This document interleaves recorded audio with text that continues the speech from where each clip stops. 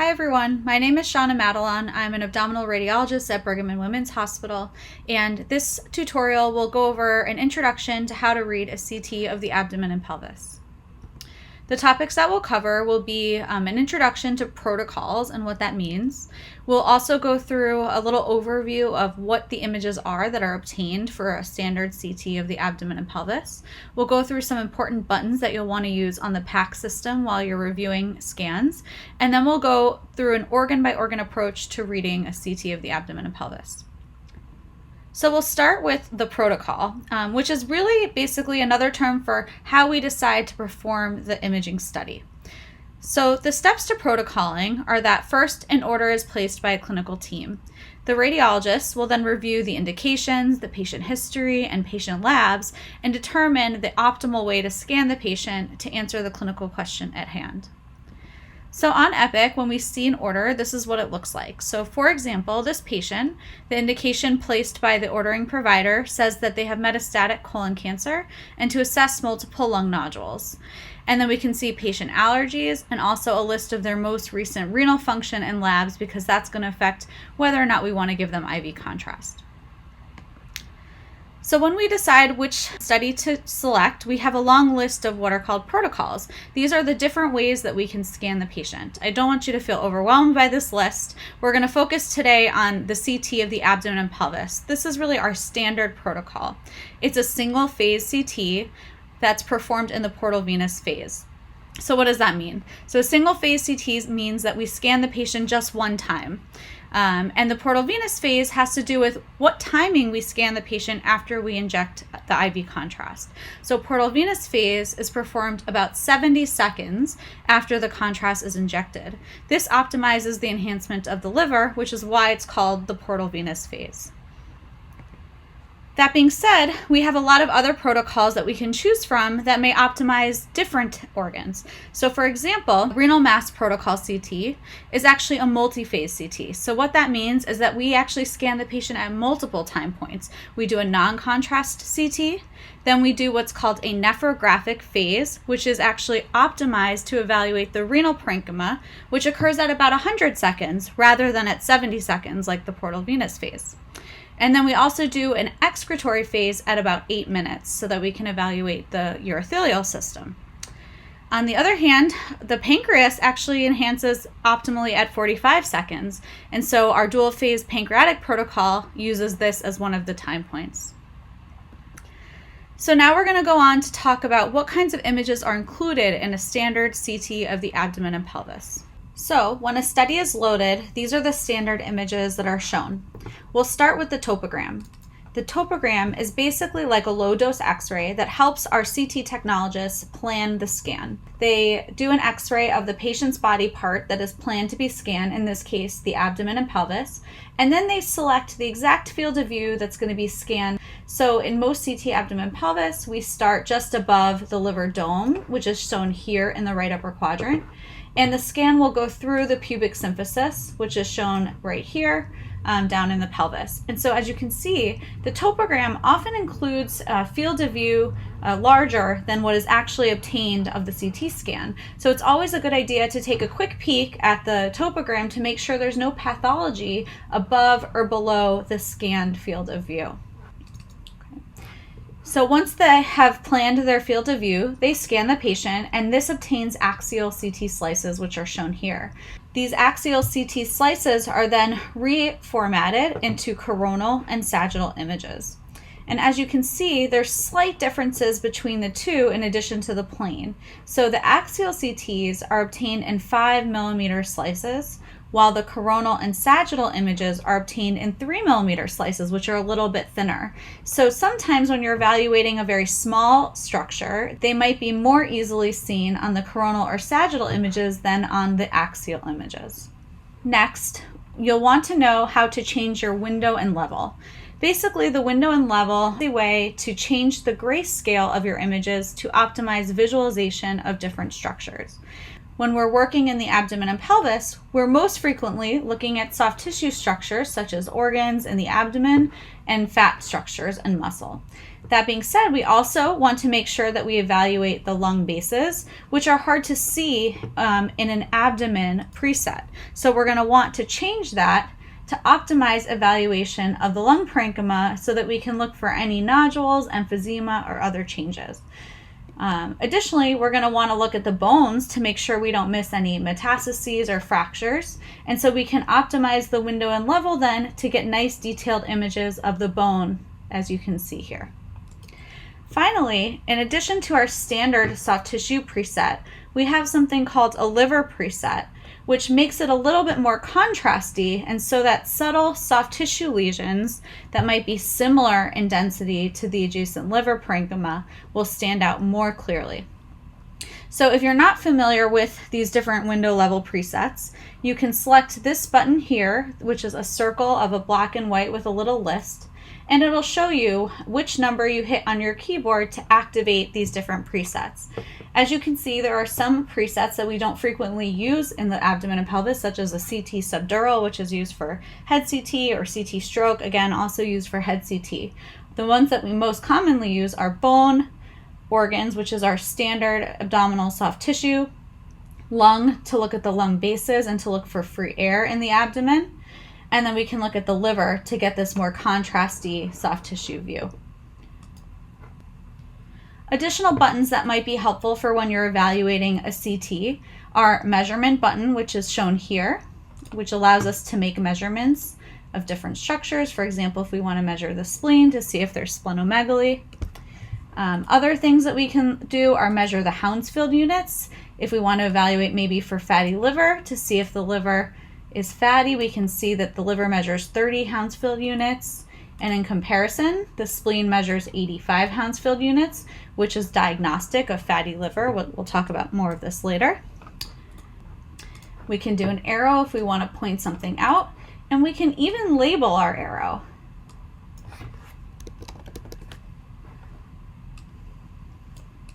Before we get started, I want to show you what our standard template looks like so that you can understand why I have a search pattern like I do. So we're going to start with the findings. We do lower chest, then we move on to the solid organs of the abdomen, liver, biliary system, which includes gallbladder and biliary tree, pancreas, spleen, adrenal glands, kidneys, which also should include the collecting system and ureters, bowel, which includes stomach, duodenum, jejunum, ileum, colon, rectum, and anal canal, mesentery, omentum, and peritoneum. We should also look at the retroperitoneum, although it's not actually part of our template. Pelvic organs, so in a male, we're going to look at the urinary bladder, seminal vesicles, prostate gland, and what is included of the penis and scrotum. And in a female, we're going to look at the urinary bladder. We're going to look for uterus, ovaries, and vagina. And then we're going to look at multi-station lymph nodes, so lymph nodes throughout the abdomen. We're going to look at the vasculature, and then finally the bones and soft tissue. Okay, so now we're going to go through a full CT of the abdomen and pelvis, and I'm going to walk you through my search pattern. So I start by looking at the lung bases, and I look at the lungs themselves by using a lung window, which is preset number 3. I do this in a lobar fashion, looking at the right middle lobe, followed by the right lower lobe, then the left lower lobe, and the lingula, and I scroll up and down each segment individually. So I just looked at the right middle lobe, now I'm looking at the right lower lobe, and so on and so forth. And what I'm looking for is any airspace disease, any nodules or masses, emphysematous changes, or any abnormalities in the bronchi, whether they're thickened or dilated. I can see that there's some respiratory motion artifact where you can see blurring of the vessels here, and maybe a little bit of dependent atelectasis here and here, but otherwise these lungs look pretty good. Next, I'm going to look at the soft tissue structures by going to preset number 2. And I'm going to start by looking at the pulmonary arteries, or at least what we can see of them, because we don't want to miss any incidental pulmonary embolism. So you're looking for any filling defects in these vessels. These all look to be enhancing nicely. Next, I'm going to look for pleural effusions. We can look for a pericardial effusion here, and we can also look at the size and the shape of the heart. Finally, we can look at the coronary arteries for calcifications. Here there's some motion, but I can see a little bit of faint calcification here as well. Next, we're going to look at the esophagus, which I can see here. We're looking for any thickening, nodularity, and also any hiatal hernia where a part of the stomach pooches up above the diaphragm. And then finally, we can look at the descending thoracic aorta for any aneurysm or any other abnormality. At this point, you have the option to look at the chest wall, soft tissue structures, but I tend to leave this for the end when I do bones and soft tissues. Next, we're going to evaluate the liver. We'll start by putting on a liver window, which is preset number 6, which again is a more contrasty soft tissue window. We're going to evaluate the size, shape, contour, and attenuation of the liver parenchyma.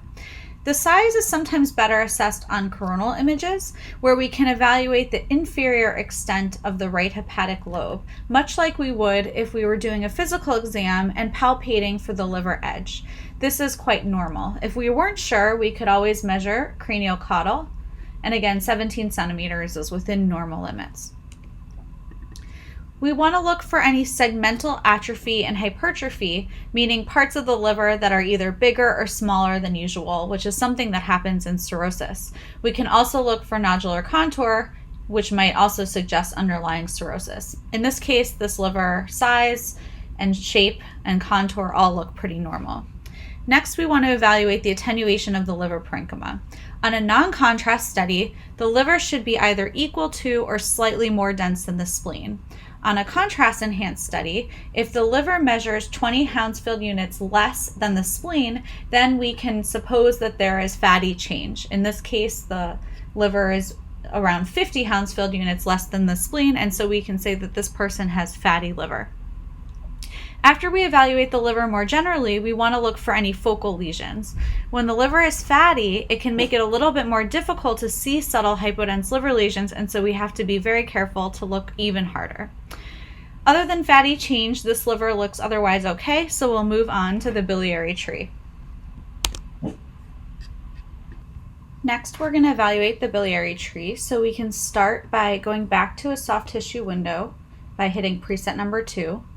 We can start by looking at the gallbladder. We want to look for distension, wall thickening, whether focal, which could represent a mass or a polyp, or diffuse wall thickening, which can represent a lot of things, including fluid retention, liver disease, or acute cholecystitis, as well as pericholecystic fluid, which may represent inflammation.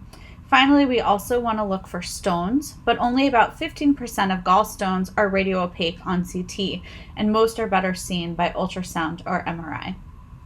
Next, we can look at the biliary tree, including the intra and extrahepatic biliary ducts.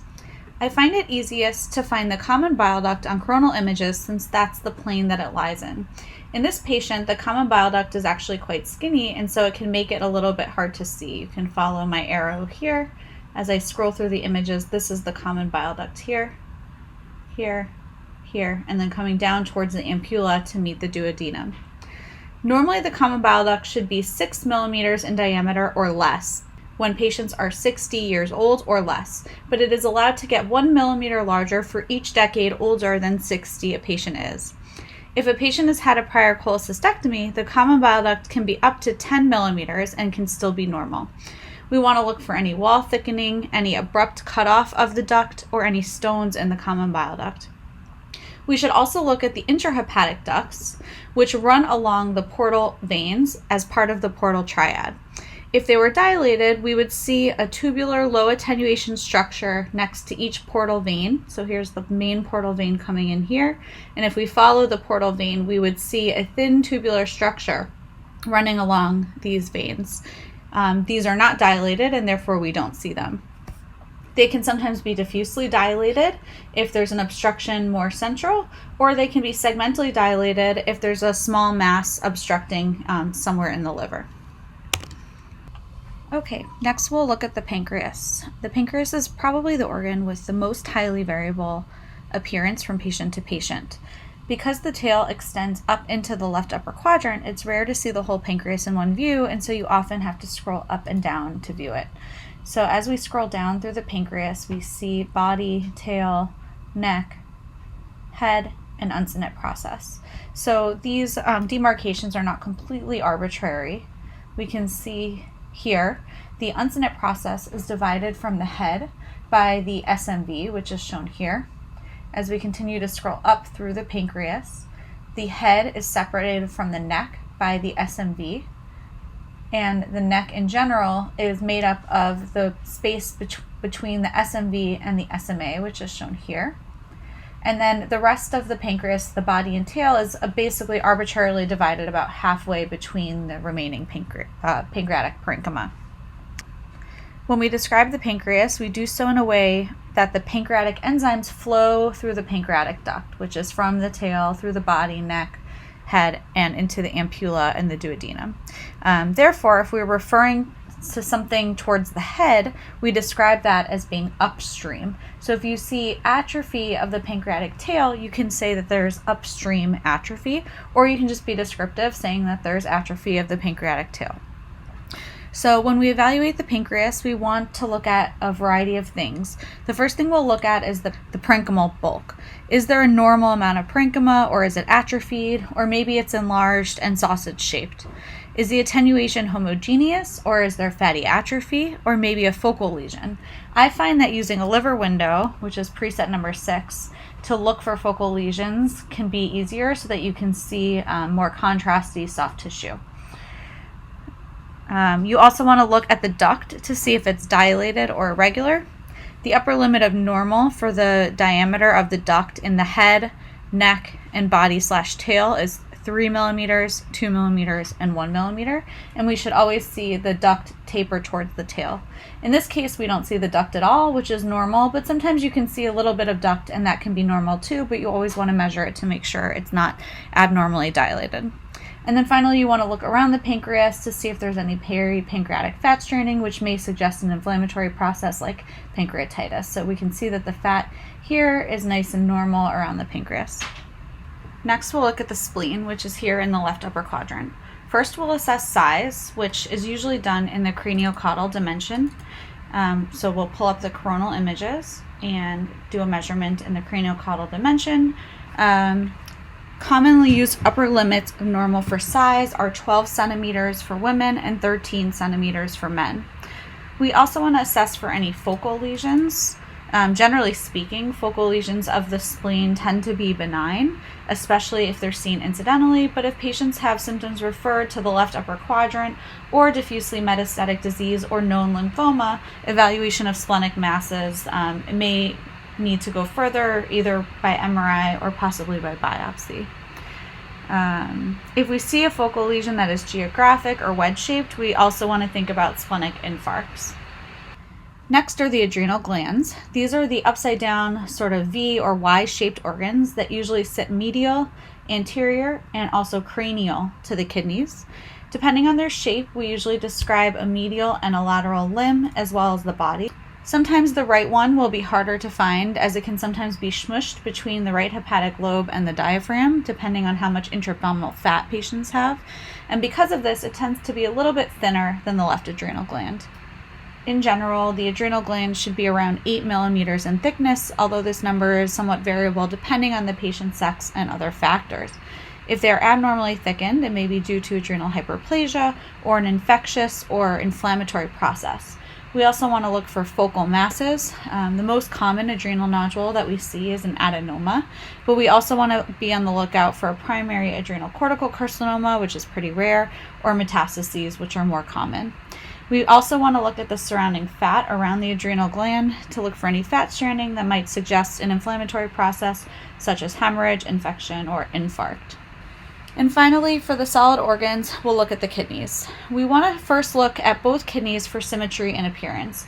I find it helpful to look at the kidneys in an axial plane as well as a coronal plane, because on the axial plane we see anterior, posterior, right, and left, or lateral, medial very well, but we don't see cranial and caudal as well. So I like to switch to the coronal plane to look at the upper and lower poles of the kidney.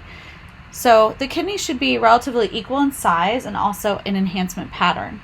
As I mentioned earlier, depending on the CT protocol and the phase of contrast, the enhancement pattern of the kidneys may differ from scan to scan and patient to patient. But within one patient, the kidney should enhance similarly to each other. We also want to assess the contour of the kidneys for any focal cortical defects that may represent scarring. which can be related to prior infection or obstructing stones or infarcts. And we also want to assess the perinephric fat for any fat stranding, which may indicate an inflammatory process like pyelonephritis, or also can be seen in the setting of infarct or obstructing stones. Occasionally, older patients will have a small amount of symmetric perinephric fat stranding that can be normal, and we can also see perinephric fat stranding in patients with fluid overload. Next, we want to look for any focal lesions. We can start by looking for renal stones. Unlike gallstones, nearly all renal stones are radio-opaque and calcified on CT, and so they should be able to be visualized even if we give IV contrast. Then we can also look for focal masses. The most common focal mass that we'll see is actually a benign cyst. These will measure between 0 and 20 Hounsfield units and should be simple in appearance, meaning thin wall, no nodules or septations. If a mass measures greater than 20 Hounsfield units on a contrast-enhanced exam, we won't know whether it's an enhancing solid mass or whether it's just a hyperdense, meaning hemorrhagic or proteinaceous cyst, which are usually benign, unless we have a pre-contrast or non-contrast study to compare it to. So oftentimes these lesions will require some sort of additional imaging follow-up to assess whether they're truly solid or just a hemorrhagic or proteinaceous cyst. And finally, we want to assess the urothelial system for any mass or obstruction. I find that this is easier to do on the coronal images because we can assess side by side to see sort of what the normal collecting system should look like. Okay, so next we'll go through bowel. I try to be really methodical in the way that I evaluate the different parts of the bowel so that everything gets looked at. I start by looking at the distal esophagus in the lower chest, and then I make my way down through the stomach. We have cardia, fundus, body, antrum, pylorus, and then the duodenal sweep, which is seen here.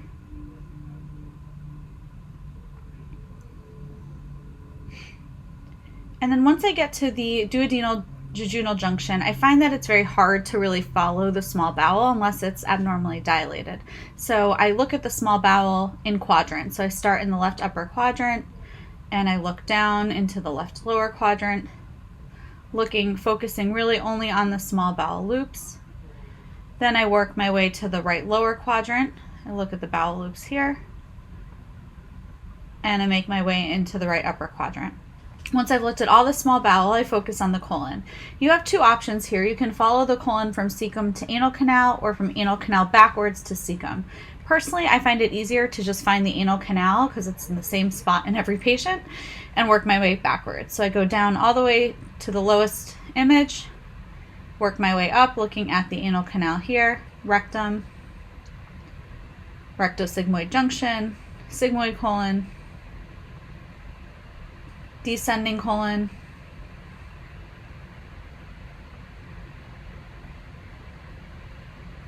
splenic flexure, transverse colon, hepatic flexure, ascending colon, cecum, and finally the appendix. The ileocecal valve is a good marker. It is often fatty. Sometimes it's described as having a C shape or sometimes looking like a pair of lips. But this is the ileocecal junction here. We can see the fatty valve. And if you're having trouble finding the appendix, it can be helpful to find the ileocecal junction and then work your way down the cecal tip to find this small tubular structure, which we see here. I find sometimes that the coronal is easier to find the appendix than the axial. So same as before, you find the ileocecal junction, which is here. This is the valve. It has some fat in it. You look down the cecal tip and you look for the tubular structure that arises from it. When assessing the bowel, I look at the wall thickness, any abnormal bowel wall enhancement, or gas within the wall, which is called pneumatosis intestinalis. We also want to assess for any dilatation. For small bowel, it can be up to 3 centimeters in diameter. For colon, up to 6 centimeters in diameter. And we also want to look for any surrounding abnormalities like fat stranding or prominence of the vasa recta. The vasa recta are these small mesenteric vessels that go to the bowel wall. We also want to look at the contents of the bowel. For example, Fecalized content in small bowel is abnormal and may indicate an obstruction, bacterial overgrowth, or slow transit, while air fluid levels in the colon are abnormal and may indicate diarrheal illness or colitis. We may commonly see colonic diverticulosis in adult patients, which are little outpouchings, usually arising from the sigmoid colon, but can be seen anywhere in the colon or even in other parts of the bowel. Okay, next we'll look at the omentum, mesentery, and peritoneum. The omentum is the fatty structure that lies in the anterior abdomen. In normal patients, it's basically invisible. What we're looking for really is this area here, and as we scroll down here, again, you can't really see it separately from the intra-abdominal fat. In abnormal circumstances, we're looking for fat stranding or haziness that may indicate edema in a fluid overload state, or infectious or inflammatory changes, or hemorrhage, or even carcinomatosis, especially if it's more nodular in appearance. I'm going to show you an example of carcinomatosis of the omentum in a patient with ovarian cancer. So we can see here this sort of elongated structure that is now soft tissue attenuation and sort of nodular. This is the omentum that is full of ovarian cancer, and we can see how far it extends down into the right lower quadrant. So all of that is omentum that's diseased with ovarian cancer. The mesentery is basically an infolding of peritoneum, which contains the bowel's vasculature and lymphatic structures as well as lymph nodes. It too is usually difficult to see unless it's abnormal or unless the surrounding peritoneal space is abnormal. So here we can see the mesenteric vessels. So this is the mesenteric root, and then the mesentery goes all the way to the edges of the bowel. Again, in this patient with ovarian cancer, we can sort of make out the mesentery here, which still has fat and vessels, but we can see the surrounding ascites sort of separates out the mesentery. This is all mesentery here. And I think it's also nicely seen on the coronal images here. So where we see the mesenteric vessels, that is the mesentery. And then finally, the peritoneum, which is basically a mesothelial lining of the peritoneal space. So it surrounds the peritoneal organs like the liver, some of the bowel loops, spleen, etc. And it also lines the parietal areas, so like the peritoneal reflections along the pericolic gutters and along the pelvis. What we're looking for is any thickening, whether diffuse or focal, which may suggest an inflammatory or infectious process such as peritonitis, or if it's nodular, something like malignancy, peritoneal carcinomatosis. And so again, in this patient with ovarian cancer, as we scroll through what should be paper-thin peritoneum, we see areas of thickening along the reflection, especially here along the pelvic reflection. This is quite thick. And then I think also the sagittal is a nice way to show the thickening of the peritoneal reflection as it drapes over the pelvic structures here. Okay, so next we'll look at the pelvic organs. In men, we're going to look at the urinary bladder, prostate, seminal vesicles, and whatever is included in the field of view of the penis and scrotum. And in women, we'll look at the urinary bladder, uterus, ovaries, and vagina. So this is a male patient here. So in general, when we're looking at the urinary bladder, we want to look for wall thickening, whether diffuse, which can be seen in infectious or inflammatory cystitis, or focal, which could be due to a urothelial mass, as well as the intraluminal contents. Do we see simple attenuation of urine? Do we see hemorrhage or maybe stones? And we want to assess the perivesical fat for any fat straining that might suggest acute inflammation. In general, other pelvic organs are really not optimally assessed by CT, but it doesn't mean that we can ignore them because we can often see important abnormalities. So since this is a man here, we'll assess the prostate gland. We want to assess the size, which we generally do in transverse dimension. Usually under 5 centimeters is considered normal. And then we also want to look at the prostate gland itself. So the central portion of the prostate gland is called the transitional zone, and this is where BPH occurs. So often we'll see maybe heterogeneous CT attenuation and calcifications, for example, like we see here. The peripheral zone is seen sort of posteriorly and wraps around the prostate gland. This is where most of the cancers occur. And if we look at it, especially using a liver window, which again is preset number 6, and look for any subtle areas of heterogeneity or abnormal enhancement, we actually can detect prostate cancers on CT. So it's always important to look carefully at this area, especially with a liver window. The seminal vesicles are sort of like two bunny ears coming up from behind the prostate gland. They should be relatively symmetric, as they're seen here. And then as we scroll down, we're going to see a portion of the penis. We're looking for any abnormal thickening or enhancement, and then into the scrotum here, looking for any inguinal hernias or testicular masses. But as I mentioned earlier, the field of view of the scan usually goes to just below the pubic symphysis, and so oftentimes this is incompletely included in the field of view. In women, we're going to want to look at the uterus, ovaries, and vagina. I don't have a female patient open right now, but this is usually best assessed on the sagittal images, where we would look for the uterus. We can look at the urinary bladder, and then we can look at the pelvic floor as well to look for any pelvic floor prolapse. Next, we'll briefly review lymph nodes. We often use size as the criteria to describe lymphadenopathy, but as we know from histology, size is really a poor predictor of abnormal lymph nodes, but still it's the best thing we have for CT, and so that's what we use. That being said, we usually measure lymph nodes in their short axis. So for example, we see an axillary lymph node here, so the short axis is seen here, whereas the long axis is seen here. And we consider a lymph node abnormal if the short axis is greater than 1 centimeter or if it has increased in size from prior studies. Reactive lymph nodes tend to maintain their reniform shape and fatty hilum, while neoplastic lymph nodes are often more rounded or have a more focal area of thickening. As you read more studies, you'll learn the names of the various lymph node stations, but most are pretty intuitive as they're based on the structures that they're near. So for example, lymph nodes that are seen in this space here are gastrohepatic lymph nodes. Lymph nodes that are seen here are portocaval lymph nodes because they're between the portal vein and the IVC. And lymph nodes that are seen down here next to the aorta are left para-aortic lymph nodes. So, pretty intuitive. As you're looking for lymph nodes, you want to basically look for little blips of soft tissue that sort of scroll in and out of view.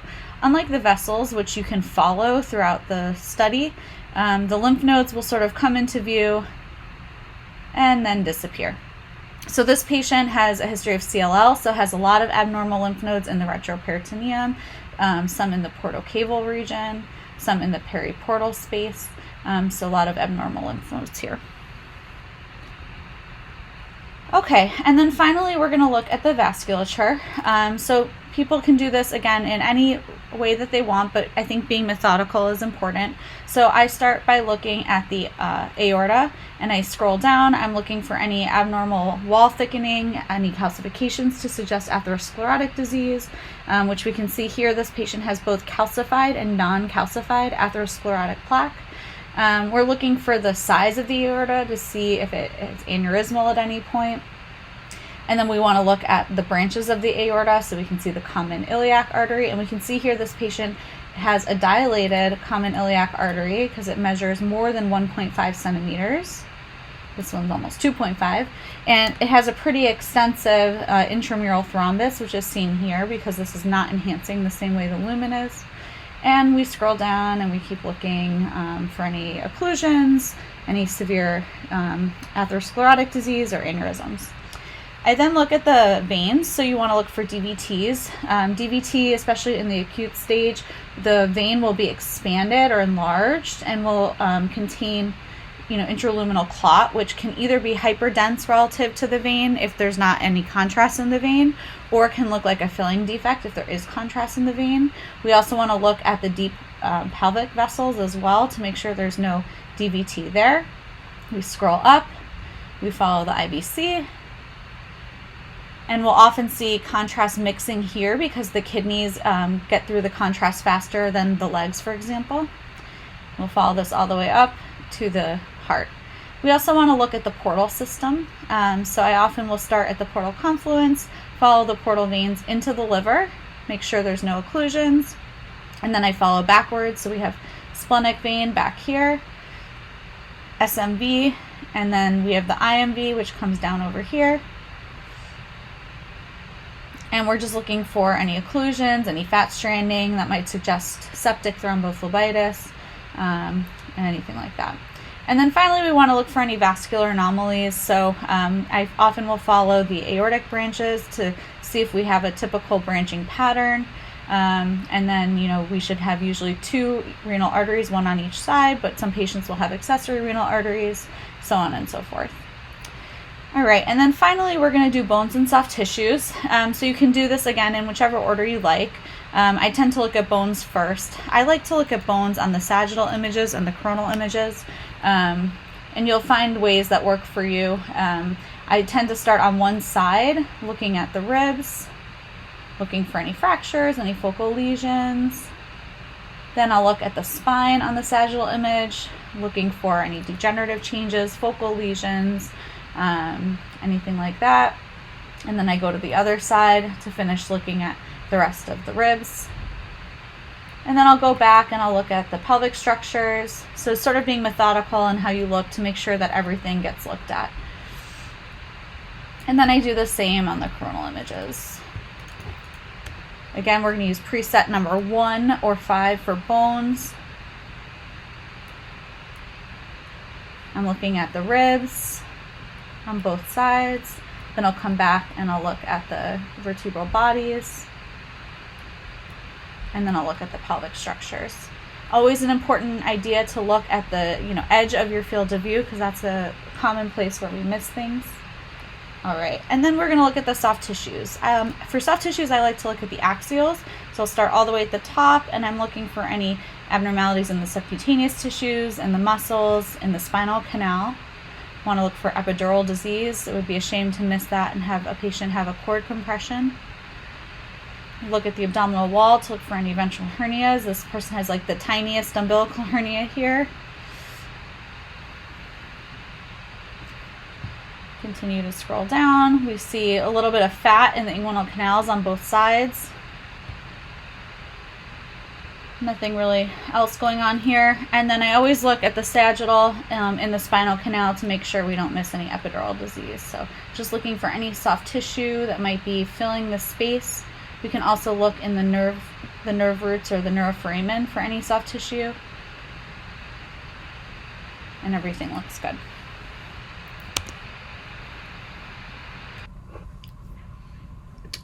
Okay, and that concludes our quick introduction to CT.